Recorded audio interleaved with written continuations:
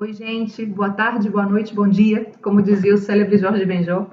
Eu sou Menara Luiz Guizardi, sou antropóloga e deveria estar agora mesmo, nesse momento, com vocês aí no Amapá, no Fábrica de Fronteiras. Mas como a vida de antropóloga migrante tem razões que a própria razão desconhece, eu não pude cruzar as fronteiras da Argentina. Eu vivo, moro e trabalho atualmente entre o Chile, a Argentina e o Brasil. Eu sou antropóloga que estuda fronteiras, mas que também vive transfronteiriçamente. Sou antropóloga que estuda migração, mas também sou migrante. E estou no processo de renovação do meu visto de trabalho aqui na Argentina, de minha residência aqui na Argentina, e o governo mudou discrecionalmente a data que eles mesmos tinham me dado para poder fazer esse processo de renovação. Então, eu tenho estou citada pelo Departamento Nacional de Imigração para o dia 10 de julho. E essa mudança de data, porque antes a data era 19 de julho, depois do curso aí, alterou todas as minhas possibilidades de deslocar-me, porque eu não posso transitar as fronteiras em uma quantidade de dias antes dessa data. Então, eu tenho que ficar aqui e esperar que essa questão documental se resolva. Bem, eu acho que isso que aconteceu é muito interessante também porque endossa, de alguma maneira, as discussões que eu quero trazer nessas aulas para o Fábrica de Fronteiras, que tem a ver com a interpelação entre o Estado Nacional, a migração, a construção das fronteiras e a relação intersubjetiva que nós, como pesquisadores, temos com todos esses fenômenos, né? Eu estou contando essa casuística para vocês, especialmente por causa disso, porque a forma como eu venho desenvolvendo e venho pensando a migração e a fronteira nos últimos anos está muito interpelada pela minha própria condição de migrante transfronteiriça e de mulher transfronteiriça e transmigrante, né? Então, a minha contribuição aqui tem a ver com 4 giros teóricos. Esses 4 giros teóricos que eu queria construir com vocês atravessam, digamos, a genealogia da minha própria forma de ver a fronteira e de ver as relações de gênero na fronteira e a migração feminina na fronteira. E aí, quero, então, construir e reconstruir a genealogia do pensamento sobre identidades étnicas e sobre as fricções étnicas, depois a genealogia do pensamento antropológico sobre fronteiras na América do Sul e, finalmente, a genealogia do pensamento na América do Sul sobre antropologia e gênero em territórios fronteiriços. E tudo isso, se tudo der certo, vai me permitir construir com vocês um 4º giro, que é o meu posicionamento em relação a esses fenômenos. Mas bem, antes de começar e de entrar de cheio nesses conteúdos, eu queria fazer um agradecimento. Queria agradecer de todo o coração a Lívia Sansoni e ao Mar Tomás Ribeiro, que foram os 2 grandes colegas que fizeram tudo que estava ao alcance deles para eu estar aí no Fábrica com vocês. Não foi possível, mas eu estou, de alguma maneira. Para mim é uma frustração enorme não poder cruzar as fronteiras para estar com vocês, mas quero agradecer ao esforço que os colegas puseram desde o início para que eu pudesse estar aí, né? Mais de um ano de trabalho no projeto do Fábrica, e espero que em outras ocasiões eu possa cruzar as fronteiras e estar presencialmente, estar de corpo e alma, né? Bem, a minha contribuição aqui vai estar dividida em 4 partes, e estou gravando 4 vídeos diferentes para essa contribuição, para ficar mais fácil para vocês assistirem, inclusive se vocês quiserem assistir de forma fracionada, né? Então, nesse primeiro vídeo, eu queria apresentar-me e contar um pouco para vocês da minha trajetória e como eu terminei estudando gênero e fronteira, porque eu acho que sem entender essa trajetória vai ficar difícil de entender também o posicionamento epistemológico que eu quero propor no último dos giros, no 4º giro, né? Bem, eu sou brasileira, sou de um estado brasileiro bastante periférico, que é o estado do Espírito Santo, que é esse pedacinho de terra que fica aí na costa atlântica entre o estado do Rio de Janeiro e o estado da Bahia. Tem inclusive uma piada muito distendida, muito conhecida no Brasil, que pergunta para que serve o Espírito Santo, né? Para dificultar a vida dos turistas que querem se deslocar do Rio à Bahia. Bem, eu estou contando isso porque eu estudei a minha graduação em Ciências Sociais, Sociologia, Antropologia e Ciências Políticas na Universidade Federal do Espírito Santo. E o fato de ter me formado aí também posiciona politicamente a forma como eu construo conhecimento no cenário brasileiro, né? A Federal do Espírito Santo é uma universidade periférica e não é igual, não é a legitimidade que a produção do conhecimento tem aí, não é igual à legitimidade que a produção do conhecimento tem em São Paulo, em Rio de Janeiro, em Brasília, em outros centros importantes de produção do conhecimento. E estou contando isso porque a minha condição, digamos, de um sujeito das ciências sociais periféricas no Brasil também posiciona a forma como eu entendo as fronteiras internas do Estado nacional e o colonialismo interno também desse conhecimento. O conhecimento está construído a partir desse colonialismo interno. Então, uma das coisas que marca profundamente a minha formação tem a ver com enunciar ou pensar o Estado nacional e as fronteiras do Estado nacional desde uma condição periférica. Bem, eu fiz especialização na Federal do Espírito Santo também, mas depois eu fui fazer mestrado e doutorado na Espanha, com bolsas da União Europeia. E estudei durante muitos anos, entre 2005, 2006 e 2011, vivi na Espanha e desenvolvi a minha tese de mestrado, a minha dissertação de mestrado e a minha tese de doutorado sobre migrações latino-americanas na Espanha. Trabalhei mais precisamente com os capoeiristas brasileiros e com as redes transnacionais da migração brasileira que estão articuladas através da capoeira, né? Também trabalhei durante muito tempo com a questão do gênero e a migração feminina latino-americana na Espanha, e tem alguns textos publicados sobre a migração brasileira lá. Durante toda essa experiência de pesquisa com a migração internacional latino-americana na Europa, no sul da Europa, a minha leitura desses fenômenos estava muito interpelada e muito direcionada pela perspectiva transnacional dos estudos migratórios, né? Essa perspectiva transnacional dos estudos migratórios tenta entender a forma como, a partir da globalização, a experiência migratória ensambla formas de simultaneidade territorial.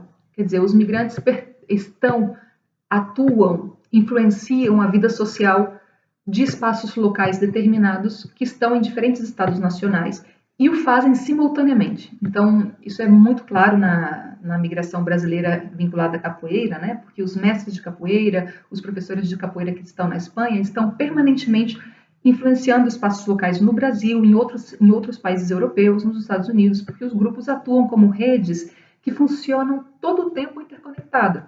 Então, o mestre de capoeira está todo o tempo em contato com as localidades de origem do grupo em Brasil e com as outras localidades para onde também migraram os seus discípulos e onde eles também atuam como professores de capoeira, em condição migratória, né?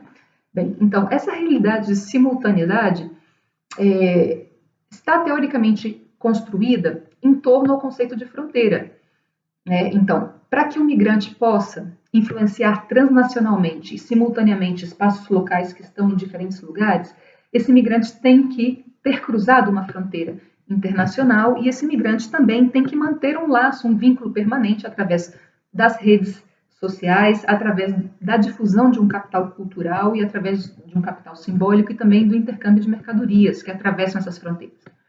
Então, a perspectiva transnacional da migração entende que o cruzar fronteiras é o que estrutura essa vida simultânea internacional. Só que a maior parte dos estudos sobre migração transnacional foram desenvolvidos precisamente por antropólogos e sociólogos que estudam a migração latino-americana nos Estados Unidos ou na Europa, mas pensando migrantes que estão a muitos e muitos quilômetros de distância dos seus lugares de origem. Para esses migrantes que saem, por exemplo, no caso que eu estudei, né, da periferia do Rio de Janeiro, de Padre Miguel, da favela da Maré, no Rio de Janeiro, e vão ensinar capoeira em Madrid, o cruzamento de fronteiras acontece num determinado momento, mas eles estão a mais de 11 mil quilômetros dos seus lugares de origem, né? Então, aqui, o cruzamento de fronteiras, a relação com a fronteira acontece, é presente, mas ela pode também ser vivida por essas pessoas de uma forma metafórica, né? Bem, então, a fronteira é fundamental porque se o imigrante não cruza a fronteira, não há transnacionalismo, mas a fronteira não aparece aí teorizada como merecia, né? Porque não há uma reflexão profunda sobre o que significa a experiência fronteiriça na vida desses imigrantes e o que significa a fronteira real, a fronteira como espaço mesmo, né? Esse cruze, a aduana, né? O cruze da fronteira real. Bem, cruzamento da fronteira real. Vocês devem estar notando que como antropóloga transfronteiriça, inclusive o meu idioma também é transfronteiriço, né? Eu falo às vezes portunhol e às vezes espanhês. Perdoe-me por isso. Bem, em 2011 eu migrei ao Chile para trabalhar também, devido à crise na Espanha, né? Estava muito difícil desenvolver pesquisa social na Espanha depois da crise que começou em 2008. Então, em 2011, depois de ter defendido a minha tese de doutorado, eu fiz concurso para o Chile e fui trabalhar no Chile.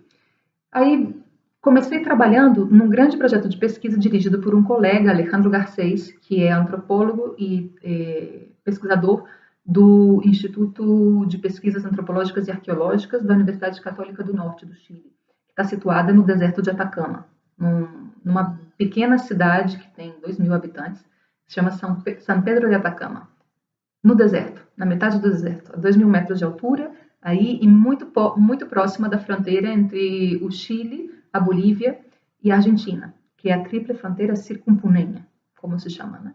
Bom, então eu comecei a trabalhar nesse projeto dirigido por esse colega, como pesquisadora do projeto, e esse projeto tratava sobre a migração masculina, peruana e boliviana, para os territórios do deserto do Atacama, no lado chileno.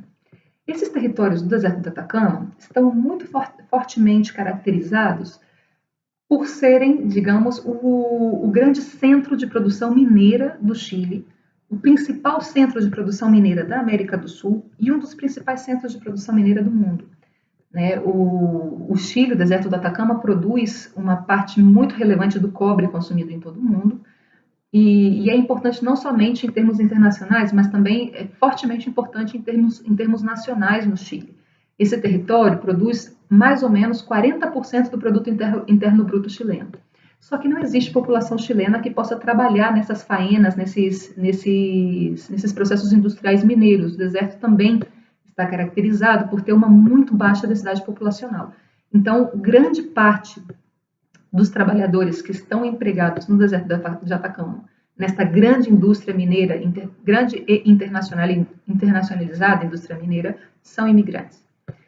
E muitos deles provêm, justamente, do Peru e da Bolívia. E são indígenas, ou grande parte deles tem afiliação indígena, se auto-reconhecem como indígenas. Então, eu comecei a trabalhar com essa migração nesses territórios, primeiro com migração masculina, e na medida em que fui avançando no trabalho nesse projeto do colega, eu fui me dando conta de que o papel das mulheres era tão ou mais relevante que o papel dos homens. Se bem a indústria mineira está caracterizada por empregar predominantemente mão de obra masculina, as mulheres eram muito importantes nesse território porque toda a reprodução social dos trabalhadores acontecia graças ao trabalho das mulheres. E não só das mulheres migrantes, e não somente os trabalhadores migrantes, mas, sobretudo, os trabalhadores chilenos também. As mulheres migrantes nesses territórios atuam como empregadas domésticas, como cuidadoras das crianças, dos filhos também, dos chilenos que moram nesses territórios, e não somente dos filhos dos migrantes.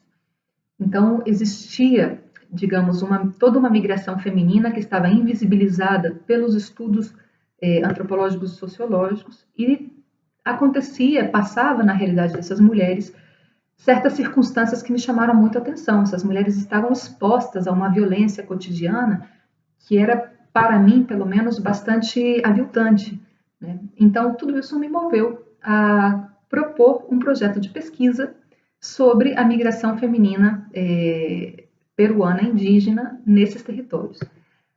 Como eu venho de um lugar periférico no Brasil, uma das primeiras coisas que me chamou a atenção sobre essa realidade migratória e transfronteiriça das mulheres peruanas e bolivianas no Chile tinha que ver com o fato de que, desde 1995, uma parte muito importante dos antropólogos, sociólogos, cientistas políticos chilenos tinham se dedicado a estudar justamente a migração peruana no país, porque os peruanos se transformaram entre 1992 e 2002 no coletivo migratório predominante no Chile.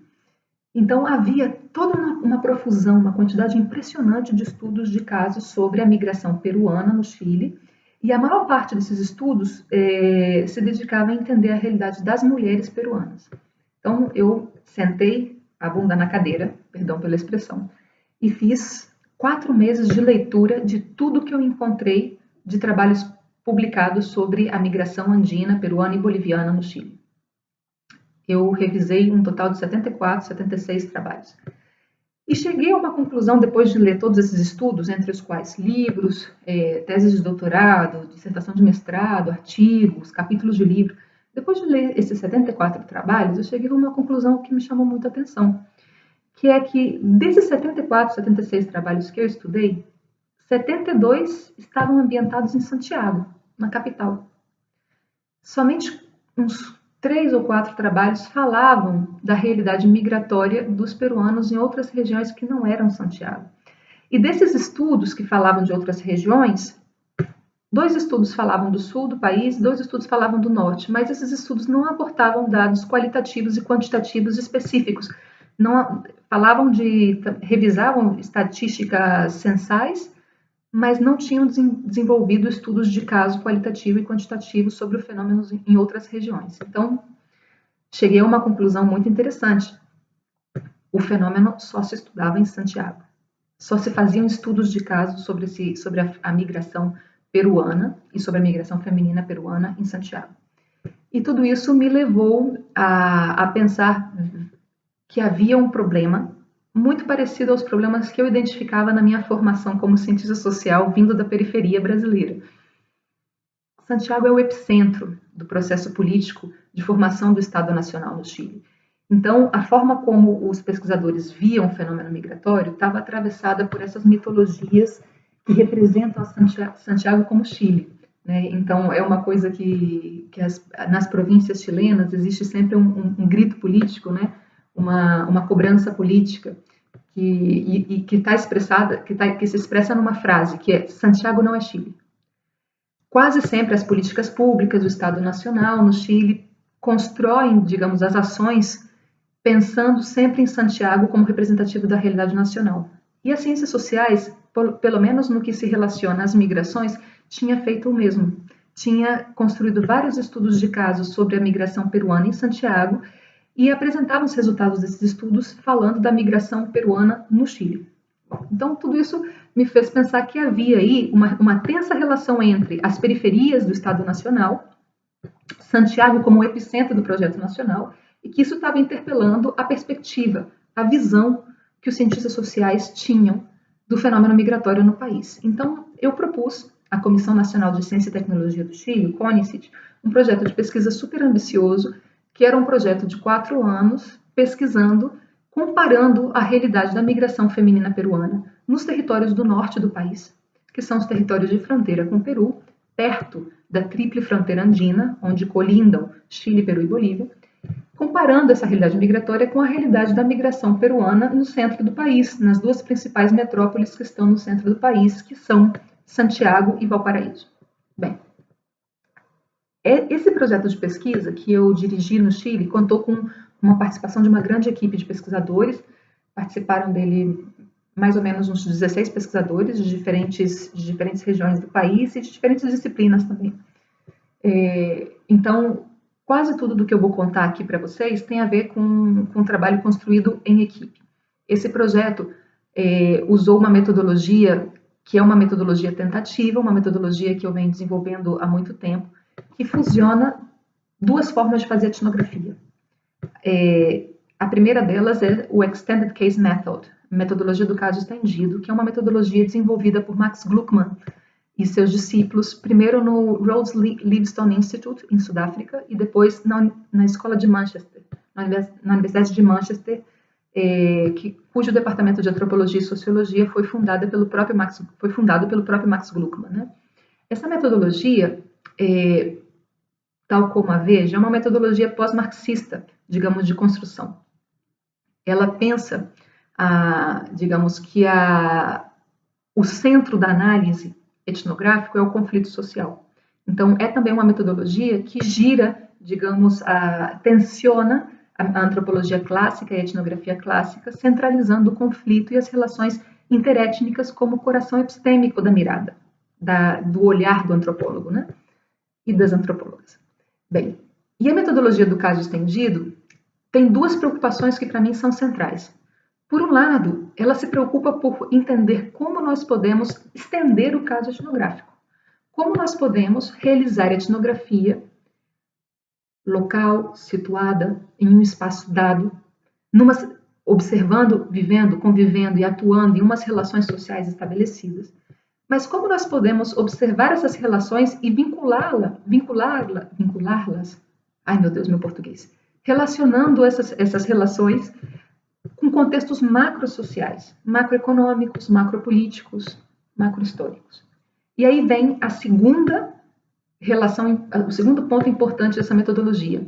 É uma metodologia que busca historizar a etnografia, busca entender esses fenômenos de forma histórica. Então, essas duas tensões, para mim, resultam centrais para trabalhar territórios de fronteira. Os territórios de fronteira internacional não podem ser compreendidos se nós não temos sobre eles uma visão histórica, porque as fronteiras não são uma realidade universalizável nem naturalizável, sobretudo na América do Sul e na América Latina. Nós temos estados nacionais que se formaram ao longo do século XIX e nós temos fronteiras que ainda hoje se estão definindo, estão em processos de definição. Então, não podemos pensar essas fronteiras como naturais, como dadas, e a única forma de fazer isso é tensionando a visão etnográfica com uma perspectiva dos processos históricos que construíram e que continuam construindo essas fronteiras. Então, esse é um primeiro ponto muito importante para que vocês me conheçam como etnógrafo. E o segundo ponto tem a ver com essa ideia de tensionar uma realidade micro com uma realidade macro e observar os fenômenos nessa tensão. Então, nesse projeto que eu estou contando para vocês, desenvolvido nas fronteiras da América do Sul, nos territórios da Tríplice Fronteira Andina, nós fizemos essa tensão entre macro e micro usando várias estratégias metodológicas.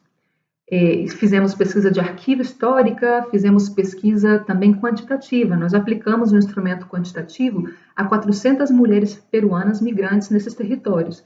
Então, desenvolvemos uma etnografia em vários espaços diferentes pelos quais circulavam essas mulheres, nas hospedarias clandestinas onde elas dormiam, nos lugares de trabalho nos vales produtivos agrícolas, nos espaços urbanos da cidade onde elas ofereciam sua mão de obra. Nós também fizemos etnografia nas casas particulares nas quais essas mulheres trabalhavam como empregadas domésticas ou como cuidadoras de pessoas idosas e de crianças.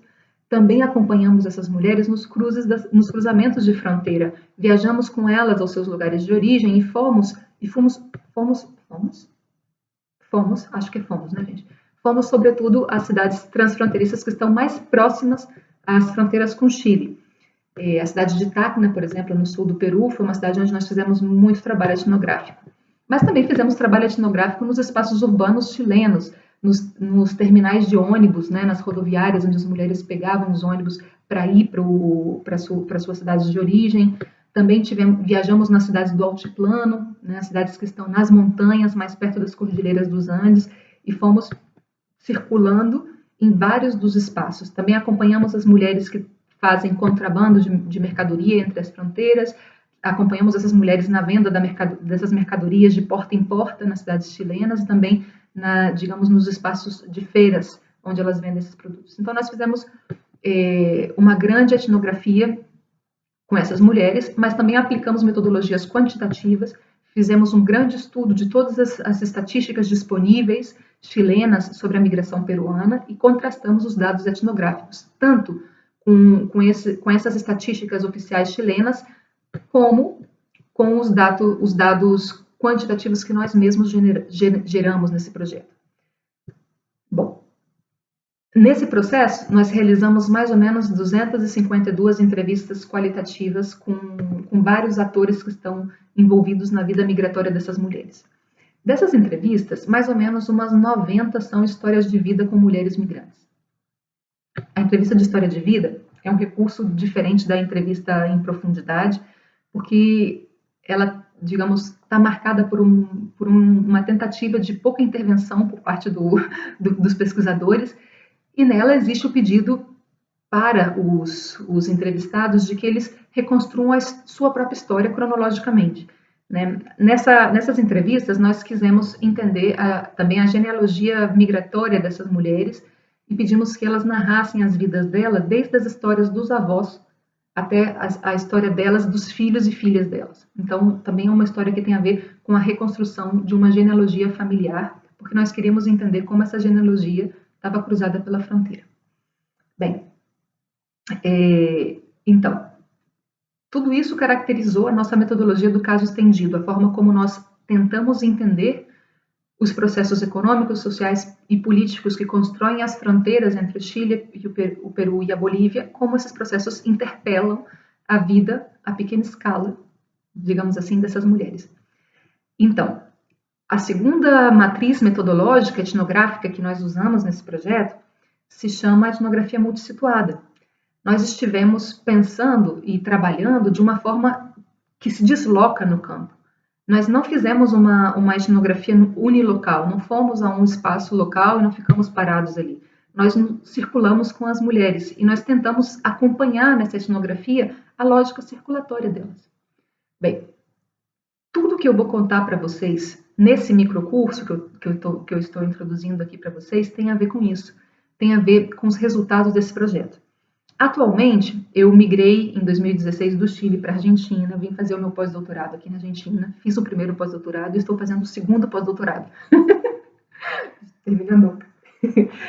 Atualmente, o meu projeto de pesquisa é um projeto financiado pela Comissão Nacional de Pesquisa e Tecnologia da Argentina, o CONICET, e é um projeto que está comparando essa experiência etnográfica sobre as mulheres transfronteiriças na tríplice fronteira entre o Chile, o Peru e a Bolívia, com a experiência migratória das mulheres paraguaias na tríplice fronteira entre o Brasil, Paraguai e Argentina.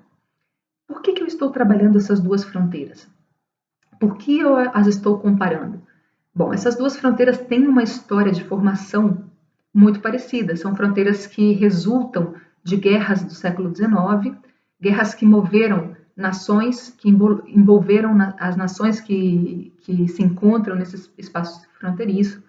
A fronteira foi estabelecida essas fronteiras foram estabelecidas muitos anos depois dessas guerras, né? E essas fronteiras também têm em comum o fato de que durante todo o processo de guerra, a violação e a violência contra as mulheres foi naturalizada como uma forma de proceder dos estados que estiveram envolvidos nesses conflitos. Bom, no caso da tríplice fronteira entre o Chile, o Peru e a Bolívia, eu estou falando claramente da Guerra do Pacífico, que foi a guerra que enfrentou o Chile, o Peru e a Bolívia. Chile foi supostamente o país vencedor nessa guerra, terminou o conflito anexando 1.200 quilômetros em linha reta de território do deserto do Atacama, que antes era da Bolívia e do Peru, anexou esse território à sua geografia nacional, e nesse processo de marcha sobre o deserto, o exército chileno avançou violando as mulheres peruanas e bolivianas que estavam nesse território. Há todo um registro histórico sobre esse processo. Então, o militarismo, a expansão militar, no caso do Chile, está vinculada também à violação sistemática das mulheres e, mais fortemente, à violação sistemática das mulheres indígenas, que eram, digamos, um alvo de violação do exército chileno. Algo muito parecido acontece aqui com a fronteira entre a Argentina, o Paraguai e o Brasil, que é uma fronteira que é resultado da Guerra do Paraguai, né? Brasil, Argentina e Uruguai, pese que o Uruguai com menos relevância, né? Mas o Brasil e a Argentina terminaram o conflito vencedores desse conflito e depois do conflito anexaram 40% do território paraguaio, passou a formar parte da geografia argentina e da geografia brasileira. E as fronteiras se estabelecem depois desse conflito. Também nessa guerra, a violação de mulheres paraguaias foi sistemática por parte de todos os exércitos, tanto do Brasil como da Argentina, como do Uruguai. A violência contra essas mulheres foi muito brutal. O Paraguai perdeu 90% da população masculina nesse conflito. Então, nós temos aí um conflito que constrói uma nação paraguaia como uma nação predominantemente feminina. E durante a guerra e depois da guerra, as mulheres vão ter um lugar central na reconstrução do país, né, e um lugar central também nas violências que o Estado vai passar a perpetrar contra essas próprias mulheres. É muito dialética a existência feminina nesses espaços de fronteira. Então, a razão pela qual eu estou comparando essas fronteiras tem a ver com uma racionalidade histórica e tem a ver com o lugar da violência de gênero na construção desses espaços fronteiriços. Bem, eu acho que essa trajetória dá conta um pouco de quem eu sou e qual é o tipo de pesquisa que eu tenho desenvolvido. Agora, é muito importante contar para vocês também que nesse processo eu também me transformei numa mulher transfronteiriça. Quando eu estudei a migração brasileira na Europa, eu já era uma migrante brasileira na Europa, logicamente, então também era parte muito encarnada daquilo que eu estava estudando. Eu sou capoeirista, então eu estudava a migração dos capoeiristas e era capoeirista. Mas quando eu fui trabalhar no Chile, num primeiro momento, eu fui morar em Valparaíso, trabalhar numa universidade de Valparaíso. E na medida que eu fui avançando com o processo de pesquisa sobre as fronteiras norte do país, eu me dei conta de que eu não ia conseguir entender o que acontecia nessas fronteiras se eu não fosse viver nessas fronteiras. Então, eu fiz outro concurso e passei num concurso para uma universidade que está na fronteira, né? É a universidade mais próxima da tríplice fronteira, do espaço tríplice fronteiriço entre Chile, Peru e Bolívia, que é a Universidade de Tarapacá. Então, eu fui morar na fronteira entre o Chile e o Peru, numa cidade que chama Arica, que está a 30 quilômetros da fronteira com o Peru. E eu vivi fortemente durante mais de 2 anos essa experiência de ser mulher na fronteira. Então, toda a minha narrativa, toda a minha forma etnográfica de entender esse processo está interpelada por essa condição de mulher transfronteiriça. Atualmente, como eu estou desenvolvendo esse trabalho comparativo entre a tríplice fronteira andina e a tríplice fronteira do Paraná, eu também estou vivendo de forma mais agudamente transfronteiriça. Pese que minha residência está aqui em Buenos Aires, eu passo 2 semanas do mês nas fronteiras chilenas, 2 semanas do mês na fronteira e uma semana ou 2 semanas na fronteira entre o Brasil, Paraguai e Argentina. Então, eu vivo me deslocando entre o Brasil, a Argentina, o Chile e o Peru. Bom, e tudo que eu vou contar para vocês aqui, como vocês vão entender lá mais adiante, quando eu falar do quarto giro, tudo está interpelado por essa experiência de ser mulher transnacional, transfronteiriça e transmigrante. Bem, espero que vocês não tenham dormido. Vou pausar o vídeo para a gente começar então com a parte mais teórica, com os 4 giros sobre os quais eu quero falar para vocês aqui. Um beijo.